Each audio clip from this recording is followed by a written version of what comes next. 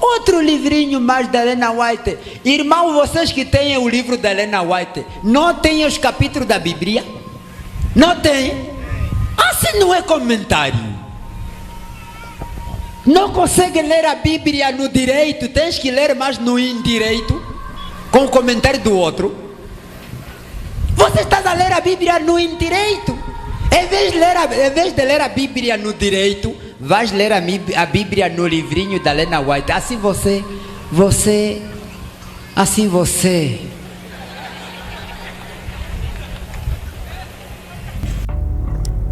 Em um país onde a religião e a política caminham lado a lado, surge um líder que desafiou o sistema. Seu nome? Kalupeteca. Sua missão? Guiar os seguidores em um caminho espiritual que o governo via como perigoso. Mas por que ele se tornou uma ameaça tão grande? O que realmente aconteceu no confronto com o governo angolano? Neste episódio vamos desvendar quem é Kalupeteca, entender a origem da sua missão e os eventos que levaram seu confronto com o poder em Angola. José Juíno Kalupeteca nasceu no início da década de 70 no Monte Sume, município do Cala, província do Ambo, onde cresceu junto da família. Toda a família de Kalupeteca pertencia à Igreja Adventista do Sétimo Dia e eles eram bem devotos às causas da igreja. Então Kalupeteca cresceu num seio cristão totalmente devoto às causas da igreja, que era a Igreja Adventista do Sétimo Dia. Kalupeteca não tinha tanta instrução acadêmica, ele deixou de estudar quando tinha a 4ª classe. Em 1992, aos 21 anos de idade, Kalupeteca tornou-se um destacado corista da Igreja dos Adventistas do Sétimo Dia. Ele cantava muito bem, até hoje muitas pessoas têm lembranças de alguns de seus cânticos favoritos.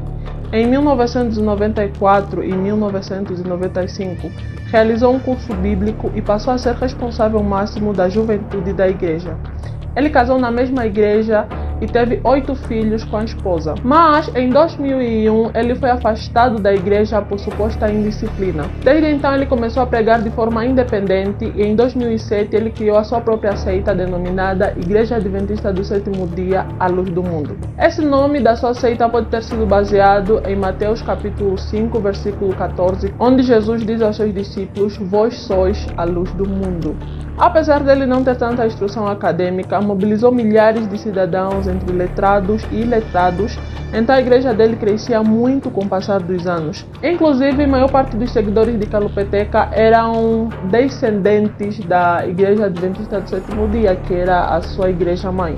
Os seus seguidores chamavam ele de profeta e não tinham qualquer dúvida que ele era um homem de Deus. Milhares de pessoas se reuniam e sentavam bem silenciosos para escutar as suas pregações. Se vocês verem nas imagens e algumas pregações que estão aqui disponíveis no YouTube, os seus seguidores ficam bem atentos em silêncio, prestando atenção em cada detalhe daquilo que Kalupeteca falava. Então eles realmente consideravam as palavras de Kalupeteca palavras de um verdadeiro profeta. Então, depois dele ser muito conhecido e começou a ter muitas influências, não só no Ambo, mas em Luanda e em Benguela, ele tentou legalizar a sua igreja em Luanda, mas ele não conseguiu. Foi para Benguela também, não conseguiu legalizar.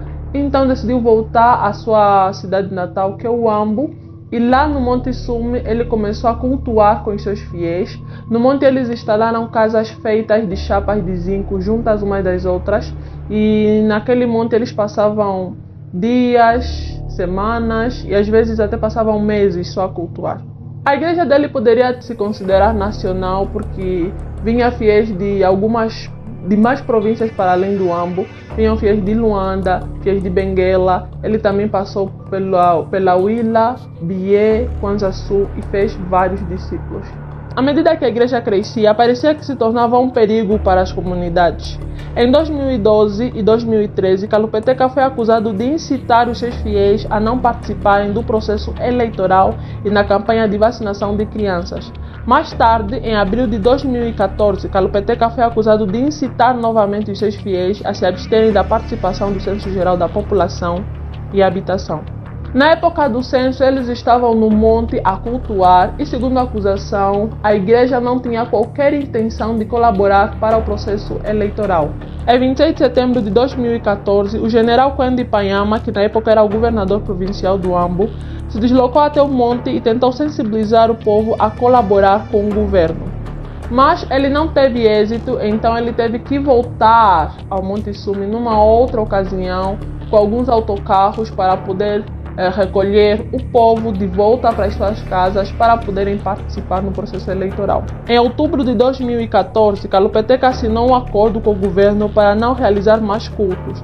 Mas de repente viu que o documento circulava por algumas igrejas do Kala, o que ele considerou uma ameaça, então ele mobilizou mais fiéis no Bié, na Willa, Uambo, Benguela, Luanda e continuou a realizar os seus cultos. Kalupeteka foi também acusado de proibir as crianças de estudar, proibir os adultos de trabalhar, incentivar as famílias a venderem todas as suas propriedades e ir morar no Monte Sumi, afirmando que tudo isso faz parte da terra e que o fim do mundo se aproximava. Segundo a acusação, Kalupeteka afirmava que o fim do mundo ia acontecer em 2015. Então, nessa ocasião, Kalupeteka ficou bastante conhecido em todo o país, ou como um fanático religioso, ou como um falso profeta que tentava enganar as pessoas. Após ele ser muito conhecido, a Igreja Adventista do Sétimo Dia foi chamada à televisão pública de Angola, porque as pessoas queriam entender quais são os motivos pelos quais Kalupeteka foi expulso da antiga igreja. Segundo esses líderes, Kalupeteka foi expulso da igreja porque após ele se destacar por ter o dom de cantar, ele começou a ter o ego inchado, de modo que começou a ter relacionamentos extraconjugais. Kalupeteka se envolveu com uma das lideradas do grupo coral, onde ele era o líder, e teve filhos com ela.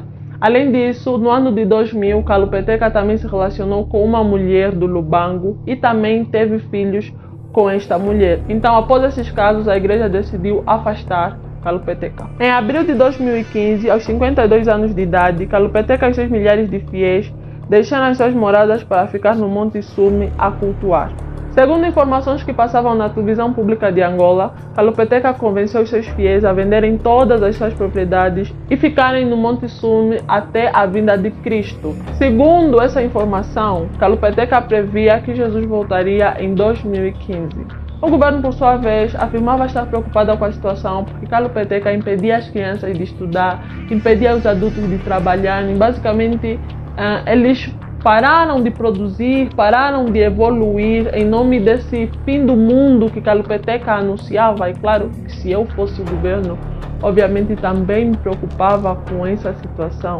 Foi então emitido um mandato de detenção contra Kalupeteka no sentido de fazer toda a população que estava no monte voltar para casa. Mas tudo acabou no caos. Segundo a versão da polícia, eles chegaram no local com um número pequeno de agentes para fazer a detenção do líder da seita e o povo atacou a polícia com pedras, paus e também com armas de fogo. Ainda segundo a polícia, as senhoras cantavam hinos de louvor enquanto os seus irmãos espancavam a polícia a pedradas até a morte. Segundo a polícia também, enquanto isso acontecia, 2 membros da igreja, a partir do cume do monte, efetuavam disparos contra os agentes da polícia. Então quer dizer, segundo essa versão, que os membros, os irmãos da igreja, tinham armas no monte. Consequentemente, a polícia chamou reforços e contra-atacou. O confronto entre a polícia e os membros da igreja à luz do mundo causou a morte de 9 policiais e 13 fiéis. Foram mortos o comandante da polícia da Kaala, o chefe de operação da Polícia de Intervenção Rápida no Planalto Central, o delegado de Serviço de Inteligência e Segurança Interna da Kaala, um instrutor da Polícia de Intervenção Rápida no Ambo, um primeiro subinspetor e 4 agentes. Kalupeteka e mais 10 fiéis, com idades compreendidas entre 18 a 54 anos de idade, foram presos e apontados como responsáveis do massacre. Muitos outros fiéis se encontravam foragidos e andavam escondidos aos arredores do monte.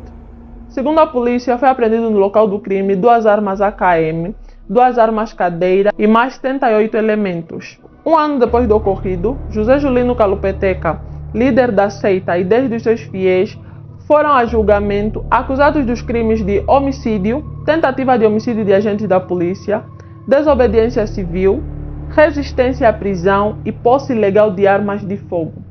Durante o julgamento, um dos réus, que era vice-líder da seita religiosa Luz do Mundo, Justino Chipango, pediu desculpas a todos os angolanos com as seguintes palavras: peço desculpas aos angolanos, sobretudo às famílias de forma particular, e ao tribunal por fazer parte daquela brincadeira fundada e liderada por Kalupeteca, mas não tive qualquer participação na morte dos agentes da polícia.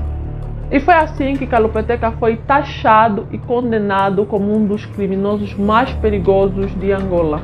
Mas, segundo alguns jornais e sites que eu utilizei para a pesquisa, vou até deixar os links aqui embaixo na descrição para vocês lerem a matéria depois de acompanharem o caso. Ao redor do caso estavam a acontecer coisas bastante estranhas, que mostravam que nesse caso ocorreu uma certa injustiça, e essas coisas estranhas que aconteciam ao redor do caso nunca passavam na televisão pública de Angola. Primeiro, falava-se de 13 fiéis mortos, mas nenhum corpo foi apresentado. Segundo, falava-se de 13 fiéis mortos, mas desapareceram muitos mais fiéis naquele confronto, e até hoje muitas famílias ainda procuram seus parentes. Terceiro é que após o massacre, o governo tornou o local numa base militar, impedindo assim que organizações independentes fossem até o local para poder apurar o que realmente aconteceu. Ou seja, essa ação de colocar uma base militar no local do crime impede, torna impossível que mais investigações se façam no local.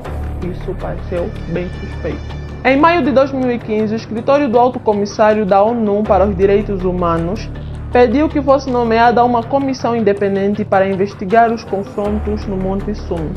Segundo a ONU, há fatos por esclarecer e grandes diferenças no número de vítimas. O pedido de inquérito caiu mal ao governo angolano, que afirmou que as declarações da ONU não são sustentadas por quaisquer provas e que foram amparadas por falsas declarações prestadas por elementos tendenciosos e absolutamente irresponsáveis com a intenção de difamar o país. E realmente foi muito estranho o governo ter negado que a ONU fizesse uma investigação particular ou que o governo tivesse colocado aí base militar logo no local do crime. Para além disso, Kalupeteca negava todas as acusações que eram feitas contra ele. Em um dos discursos antes do massacre, ele fala sobre as acusações da antiga igreja e fala também sobre os supostos filhos que ele teve com outras mulheres. Nesse mesmo discurso, ele desmente a antiga igreja, coloca os 8 filhos e a esposa bem na frente da igreja, conta um por um, diz que são os únicos filhos que ele tem e que ele teve com uma única mulher, que é a sua esposa. Ele desmentiu ele ter outros casos e desafiou a Igreja Adventista do Sétimo Dia, que é a sua igreja de origem, a mostrar essas outras mulheres e esses outros filhos que ele tinha. Depois dele ter desmentido tudo isso, ele contou a sua versão dos motivos pelos quais ele foi expulso da igreja. Ele disse que nasceu e cresceu na Igreja Adventista do Sétimo Dia, dedicando-se nas causas da igreja, mas nunca foi um verdadeiro cristão. E que quando ele teve um encontro real com Deus, ele passou a discordar de algumas coisas que ele considerava ser falsas doutrinas, e também discordava das vidas impróprias da liderança. Então, por ele se posicionar de uma forma diferente, se posicionar contra a liderança, ele foi afastado da igreja. Uma boa parte da igreja foi com ele, e desde então ele começou a ser perseguido pela antiga igreja, que segundo Kalupeteca não parava de contar mentiras sobre ele. Pelo que contam os fiéis, eles estavam a tentar ter uma vida tranquila com Deus, mas eles estavam a ser perseguidos pela antiga igreja, que não estava satisfeita pelo facto de ter perdido a maior parte dos seus fiéis por conta da Igreja Adventista do Sétimo Dia Luz do Mundo. Eles tentavam convencer o governo de que a igreja de Kalupeteca era uma espécie de partido disfarçado de igreja. Assim o governo ia ver a igreja de Kalupeteca como um perigo, ia ajudar a Igreja Adventista do Sétimo Dia a destruir a igreja de Kalupeteca. Tem ainda uma outra entrevista que um membro da Igreja Adventista, que é a Igreja Mãe, afirmava o seguinte: os policiais já nos prometeram que a Igreja Luz do Mundo seria destruída antes que o ano termine e que os nossos membros vão voltar para as nossas igrejas. Tem até alguns membros, eles saíram da Igreja Adventista Mãe, se converteram à Igreja de Calupeteca. Posteriormente, eles saíram da Igreja de Calupeteca, voltaram à Igreja Mãe e foram contando que aquela igreja é uma igreja falsa, até abriram uma organização chamada Equipa Resgate, e aquela organização tinha a missão de desmascarar a Igreja à Luz do Mundo. Mas a Igreja de Calupeteca diz que eles estavam na Igreja de Calupeteca como espias e a intenção deles era mesmo só ficar aí algum tempo e depois sair para poder montar essa organização e ter maior credibilidade. Em 2013, Calupeteca foi preso 5 vezes em prisões de final de semana e supostamente por ordem de um dirigente da Igreja Adventista do Sétimo Dia chamado Domingos Bimba. Ele era policial pertencente ao SIC e supostamente esse agente abusava do poder que tinha para obrigar Calupeteca a voltar à Igreja do Sétimo Dia e levar de volta os membros da igreja. Uma senhora chamada Rebeca acabou se convertendo à Igreja de Calupeteca com os seus filhos. Por algum motivo, ela resolveu voltar à Igreja Mãe, mas os seus filhos não queriam voltar com ela e ela não tinha como obrigá-los a voltar porque eles já eram maiores de idade. Então ela decide chamar a polícia e a polícia vai até o encontro da igreja, né, com as afirmações da mãe de que estavam a privar os seus filhos e essas coisas. E lá acontece um confronto entre a Igreja de Calupeteca e os policiais. Nesse confronto, um dos agentes foi espancado e a igreja afirma que foi em legítima defesa porque eles estavam a usar mais força do que necessária.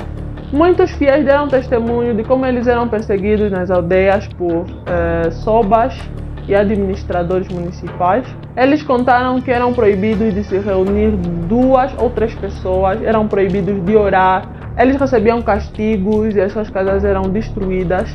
Então, por conta de tudo isso, esses fiéis decidiram sair dos seus municípios, das suas aldeias e ir ao Monte Sume morar. Passou a ser um refúgio para essas pessoas que já não tinham mais lares, porque esses lares eram destruídos por sobas, enfim. Então os membros da igreja passaram a cultivar ali, fizeram algumas lavras, abriram represas, juntaram dinheiro, compraram máquinas para poder organizar melhor o espaço. Vocês podem ver nas imagens, eles pareciam realmente felizes, não lhes faltava alimentação nem nada disso. Eles pareciam bastante tranquilos na vida que eles viviam lá no Monte Sume. Calupeteca negou também proibir as crianças de irem à escola ou de mandar qualquer membro vender as suas propriedades para morar no Monte Sume. Ele explicou exatamente isso que acabei de vos explicar, que o Monte Sume servia simplesmente para cultuar e que as pessoas que estavam lá albergadas por tanto tempo era porque as casas deles nas aldeias foram destruídas. Então ninguém vendeu nada para viver no monte. Em entrevista elas diziam que nas aldeias nem tinha escola, as crianças nem tinham segurança suficiente nas escolas, as escolas eram embaixo da árvore, essas coisas, nem sempre os professores vinham e as crianças deles basicamente não estudavam também, porque nas aldeias não haviam condições para estudar. Quanto ao censo, ele também negou, né, ter proibido alguém de participar do censo. Ele disse que simplesmente tinha algumas dúvidas sobre como ia funcionar e que essas dúvidas já tinham sido esclarecidas. Tudo isso que eu acabei de vos contar aconteceu antes do massacre. Muitos seguidores de Calupeteca desapareceram, uns eram fugitivos. Então jornalistas individuais procuraram contato com esses foragidos, né, para tentar entender a versão dele. Porque até o momento nós só tínhamos a versão da polícia e na televisão pública de Angola só passava a versão da polícia. Então vou apresentar aqui alguns depoimentos que esses jornalistas conseguiram com esses fiéis foragidos. O primeiro depoimento é de Julino Tito Camori, sobrinho de José Julino Calupeteca. ele falou à avó sobre o seu tio, negou as acusações contra Kalupeteca e afirmou que Kalupeteca está a ser tratado como os judeus trataram Jesus. O segundo depoimento é de Albino Kassoma, de 14 anos de idade. Ele fez parte do grupo da seita Luz do Mundo, do município do Cacoaco, e ele também estava no monte no dia do massacre com seus 4 irmãos mais velhos. Segundo o adolescente, quando Kalupeteca percebeu a presença dos agentes da polícia no monte, ele orientou seus fiéis que reagissem caso a polícia não desse qualquer oportunidade de conversa. Os agentes da polícia chegaram no local quando eram 12 horas e, sem qualquer explicação, eles estavam a realizar a detenção de Kalupeteca. Os fiéis de Kalupeteca, por sua vez, resolveram atacar a polícia com pedras e paus, e aquele ataque resultou na morte de 3 agentes da polícia. Em seguida, a polícia foi atirando a queima-roupa contra os fiéis e os fiéis se defendiam com paus e pedras. Naquele momento, um dos irmãos do Albino foi atingido com um tiro e morreu no local. Outro irmão foi atingido num dos membros, mas conseguiu resistir ao ferimento e fugiu. Questionado sobre o número de mortos, ele disse que não lembrava bem porque era muita gente caída no chão e que não dava para contar. Ele também disse não saber onde estava o corpo do irmão, mas que ouviu dizer que os corpos estavam a ser enterrados em uma vala comum que estava a ser escavada por máquinas retroescavadoras. Ele também disse que entre os mortos estavam crianças e adolescentes que durante aquele conflito tentaram fugir, mas não conseguiram. No seu caso, ele conseguiu escapar com mais 2 pessoas por volta das 17 horas e eles se esconderam numa caverna e lá eles ficaram por cerca de 1 semana a se alimentar de milho e tubérculo. Mas, como o sofrimento era extremo, eles decidiram arriscar e sair das cavernas sem se importar se morreriam ou não. Felizmente, eles conseguiram sair do local sem serem vistos. Chegaram até uma cantina e lá eles pediram ajuda do dono da cantina, explicaram toda a situação. O senhor acreditou neles de primeira, deu 2.000 kwanzas para eles se alimentarem e pagou a passagem deles para Luanda. Quando eles chegaram em casa dos seus familiares, a família ficou totalmente aliviada e feliz porque eles estavam a ser procurados e a família acreditava que eles poderiam ter morrido, mas graças a Deus eles estavam bem, eles estavam ali. Então resolveram dar uma festa para comemorar a vinda dos seus parentes. O adolescente disse uma coisa bem interessante que acaba corroborando com aquilo que é a versão da polícia. Ele afirmou que as casas de chapas foram construídas para albergar os fiéis que ficariam ali até a vinda de Cristo. Ele também disse que durante o tempo que ficaram no monte, eles não passaram qualquer necessidade. Kalupeteca era proprietário de cabeças de gado, então eles comiam muito bem. Quanto às armas de fogo, Albino diz que no monte eles não tinham armas, porque eles eram proibidos de ter armas. Eles diziam que os fiéis só podiam se defender com pedras e paus e que eles não podiam tocar em armas, e que as armas que os fiéis posteriormente utilizaram para atacar a polícia pertencia ao primeiro grupo de policiais que foram mortos pelos fiéis. Então, naquele confronto, os primeiros 3 policiais, os primeiros 3 agentes que foram mortos, os fiéis pegaram as armas desses agentes e foi com essas armas que eles atacaram o segundo grupo de policiais. O advogado de defesa David Mendes também comentou sobre as armas de fogo. No tribunal foram apresentadas 4 armas como prova, porém 2 delas vieram do município do Bailumbo e outras 2 Kalupeteca já tinha entregue à polícia antes do conflito, porque ele acreditava que o povo de Deus não precisava de armas para se defender. Então era improvável que naquele dia eles tivessem armas no monte.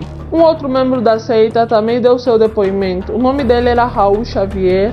Ele e a família também estavam no monte naquele dia do massacre e a esposa estava dentro de uma das casas enquanto seu marido estava aí numa roda de conversa a conviver normalmente. Perto das 15 horas do dia 16, os que estavam ali sentados deram conta que o sítio já estava cercado pela intervenção rápida e tinham os canos apontados para os bate-chapas. A testemunha afirma ter visto também uma carrinha de cor azul escura com uma metralhadora grande montada na carroçaria apontada contra o local onde estavam os fiéis. E o outro carro trazia cães. E essa testemunha diz que não viu, mas ouviu um tiro. A informação que rapidamente circulava é que a polícia tentou matar Kalupeteca, mas graças a Deus o tiro não tinha atingido Kalupeteca. Após esse primeiro tiro, segundo Raul, foi quando ele despertou, que tinha aí uma confusão a se passar no local. Ele foi atingido com um tiro no pé e depois disso ele viu várias outras pessoas a caírem, sendo atingidos com tiros. Ele disse que foi a primeira pessoa, mas depois dele mais 5 pessoas foram atingidas. E lá, sentado ferido, ele conseguiu ver várias coisas acontecer. Quando os fiéis viram que a polícia estava a matar, um grupo de fiéis se apossou de paus e outros objetos que conseguiram encontrar ali à mão e foram contra os agentes da polícia cantando hinos de fé. Raul afirma ter testemunhado um espancamento brutal contra um dos policiais e enquanto ele era espancado, ele gritava, implorando, dizendo: por favor, não me matem, nós só fomos mandados, não me matem. Mas mesmo assim, os fiéis espancaram ele até que ele morreu. É só uma coisa que me deixa, arrepiada, uma coisa que eu acho bizarra nesse caso, é o facto deles estarem a atacar, ao mesmo tempo a cantar hino. Ele ainda afirma que os policiais levaram câmeras de filmar. Naquele momento que Raul dava o seu depoimento, ele fez uma pausa, lamentou a prisão do seu líder Kalupeteca e dos seus fiéis. E naquele momento ele desafiou a polícia a mostrar as gravações que fizeram naquele momento. Ele diz que eles gravaram tudo porque ele viu as câmeras e ele diz que ele só não mostra as gravações por vergonha. Raul ainda recorreu à Bíblia para explicar a coragem dos fiéis de pegar paus e pedras. Ele disse que foi como o caso de Davi, que enfrentou Golias com apenas uma pedra na mão. Assim também os fiéis, embora policiais viessem com armas de fogo, com metralhadoras e toda aquela coisa, eles conseguiram se defender apenas com paus e pedras. Por volta das 20 horas do mesmo dia, 3 caminhões Kamazes chegaram ao local levando dezenas de efetivos das Forças Armadas angolanas para apoiar a operação da Polícia de Intervenção Rápida. Quando a confusão se instalou, ele e mais um amigo que estava ferido também, chamado Sami, decidiram sair de perto de outros feridos e subir no telhado da casa onde eles estavam apoiados. Dali, eles viram tantas outras coisas a acontecer. Ele disse que lá no telhado, enquanto eles estavam escondidos, viram os policiais e eles encontraram os 4 outros feridos que estavam encostados na parede e lhes obrigou a repetirem o hino que eles estavam a cantar enquanto o confronto decorria. Assim que amanheceu, eles começaram a matar todos os feridos e sobreviventes que encontravam. Então, no dia 17 de abril, 24 horas depois do início do massacre, eles decidiram arriscar a fuga. Os 2 desceram das chapas e se arrastaram até o monte. Eles passaram por um reservatório e lá o Sami, que é o companheiro do Raul, descalçou as suas botas de borracha, colocou água e eles beberam essa água. Pelo caminho também passaram por uma lavra que pertencia à seita e lá eles tiveram tempo de recolher algumas espigas de milho, abóbora e algumas batatas renas. Após um dia escondidos nos arbustos, eles encontraram um lugar mais seguro que ficaram por cerca de 7 dias. Raul sublinha que os militares montaram várias emboscadas na lavra para poder capturar os fiéis escondidos que procuravam alimentos e para isso os militares utilizaram até helicópteros. Eles se deslocaram até o norte do monte e lá eles ficaram por 16 dias sem ver nenhuma pessoa, apenas helicópteros a passar. No 17º dia, eles viram militares a transportar alguns bens que tinham saqueado no Monte Sumi e viram também o aldeão em busca de lenha junto ao esconderijo. Com isso, ele percebeu que eles estavam em risco de serem encontrados. Como Raul tinha um telefone e tinha reservado uma unidade de carga, ele ligou para outros irmãos na fé, informando a sua situação e os irmãos foram até o local pegar eles. Eles circularam durante o dia sem serem vistos pelos militares. Raul reencontrou a sua esposa Avelina já na cidade do Ambo e conheceu Nuda, o seu filho recém-nascido. No dia do massacre, a esposa caminhava toda a noite até a sede do município do Cala, encontrou refúgio em casa de membros da seita, deu à luz no dia seguinte e foi denunciada por um informador. Foi detida pela polícia juntamente com outros membros da seita. Após o castigo, Avelina foi liberta e alguns membros da seita deram-lhe 1000 kwanzas para apanhar um carro que a levou até a cidade do Ambo, onde, no final de tudo, encontrou o marido. Thomas Rafael, de 22 anos de idade, também deu seu testemunho. Ele era membro da igreja de Kalupeteca e ele chegou na tarde do dia do massacre. O carro onde ele estava foi impedido pela polícia no quilômetro 25, de chegar até o monte por conta dos confrontos. Durante o tempo que eles ficaram retidos naquela sessão, ele afirma ter visto carros abarrotados de agentes e muitos outros abarrotados de militares. E ele não sabia exatamente o que estava se passando no monte de concreto. A única coisa que sabia era que foram interpelados e eles não puderam chegar até o seu destino, que era o Monte Sume. O filho de Kalupeteca, Fernando Kalupeteca, também deu seu depoimento ao jornalista William Tonet. Na altura, ele tinha sido encontrado pelo jornalista no mato. Os seus irmãos e a sua mãe tinham sido presos e, segundo ele, morreram mais de 700 pessoas. Ele afirma ter visto isso com os próprios olhos, afirmou ter visto grandes brutalidades contra mulheres grávidas e crianças.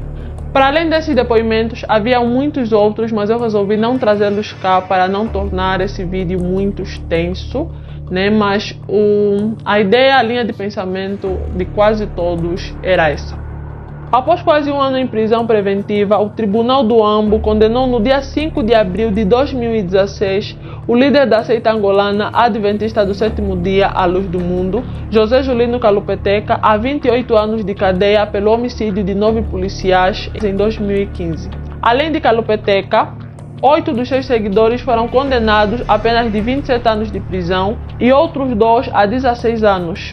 Para o juiz da causa, Afonso Pinto, ficou provado que o líder da seita foi responsável por crimes de homicídio qualificado e por 7 de homicídio frustrado contra agentes da polícia. Basicamente, a acusação alegava que o líder da seita, junto dos fiéis, prepararam machados, facas, paus e até armas de fogo para atacar a polícia e que a polícia simplesmente respondeu à violência efetuando disparos. A condenação não surpreendeu o advogado David Mendes, que recorda que o Código Penal angolano apenas permite penas efetivas de cadeia de até 24 anos. David Mendes também dizia na altura que iria recorrer da decisão junto do Tribunal Supremo. O advogado afirmou que houve irregularidades no processo que levou à condenação dos seus constituintes. Não estamos de acordo particularmente com a fundamentação do juiz para aplicar as medidas que aplicou, que não foram convincentes. Como eu tinha explicado, o governo anterior não tinha permitido que se fizessem investigações independentes por meio da ONU, mas em 2018, com o novo executivo, a defesa de Kalupeteca tinha esperança de que o caso fosse tratado de uma outra forma ou que a investigação proposta pela ONU pudesse ser realizada. Inclusive, o advogado de defesa teria interposto recursos em 2016, como ele havia dito, e em resposta, no dia 25 de maio de 2021, o Tribunal Supremo reduziu de 28 anos para 23 anos a pena imposta para o líder da seita religiosa à luz do mundo, José Julino Kalupeteca. Após o caso, a igreja foi extinta pelo Estado angolano. Algumas imagens de Kalupeteca vazaram na internet, onde Kalupeteca aparece claramente ferido e muita gente afirmava que ele teria sido espancado e torturado na prisão, incluindo muita gente que tentava ver Kalupeteca, mas não tinha acesso a ele. Mas o próprio Kalupeteca, em uma entrevista dada na televisão pública de Angola, afirmou que não era verdade, que ele tem sido maltratado e que ele está sendo muito bem tratado na prisão. E é isso, pessoal, espero que vocês tenham gostado do caso. Se você gostou, não esquece de curtir e subscrever no canal. Se ainda não é inscrito, comenta aqui embaixo o que você achou do caso e não esquece de deixar aqui um caso que você gostaria de ver aqui no canal.